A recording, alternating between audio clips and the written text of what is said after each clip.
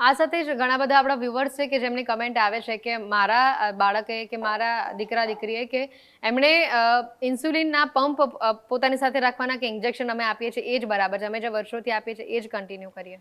So technology doesn't come without any, it is costly. સો બધા લોકો afford ના કરી શકે. સી અલ્ટિમેટલી ટાઈપ 1 ડાયાબિટીસ માટે what is main important is કે good glucose control.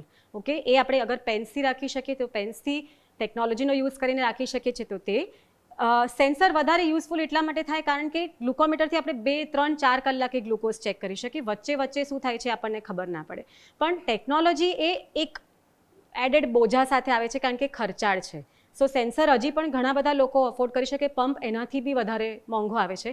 As of now type 1 diabetes એ ડિસેબિલિટીના એક્ટમાં આપણા કવર નથી થતો, એટલે હજી પણ સો વી આર લકી કે માનનીય ગુજરાત ગવર્મેન્ટે આ વખતે અનાઉન્સ કર્યું છે અને બાળકોને ગ્લુકોમીટર, ઇન્સ્યુલિન સ્ટ્રીપ્સ બધું આપવાના છે. આપણે વાત કરીએ એના વિશે, પણ ટેકનોલોજીને હજી કોઈ કવર નથી મળતું, ના ઇન્સ્યોરન્સમાં કવર થાય મોટા ભાગે, તો એ આઉટ ઓફ પોકેટ એક્સપેન્સીસ છે. તો જો તમે અફોર્ડ કરી શકો જેટલા લેવલ સુધીનું એટલા લેવલ સુધીનું, પણ આપણો ટાર્ગેટ એ છે કે ગ્લુકોઝ કંટ્રોલ સારો થાય અને એના માટે પહેલું અગત્યનું એ છે કે મોનિટર થવું જોઈએ, માપવું અગત્યનું છે. ગ્લુકોમીટર વડે માપો તો દિવસમાં 6-7 વાર માપો, સેન્સર વડે માપો તો તમે કન્ટિન્યુઅસલી માપી શકો છો.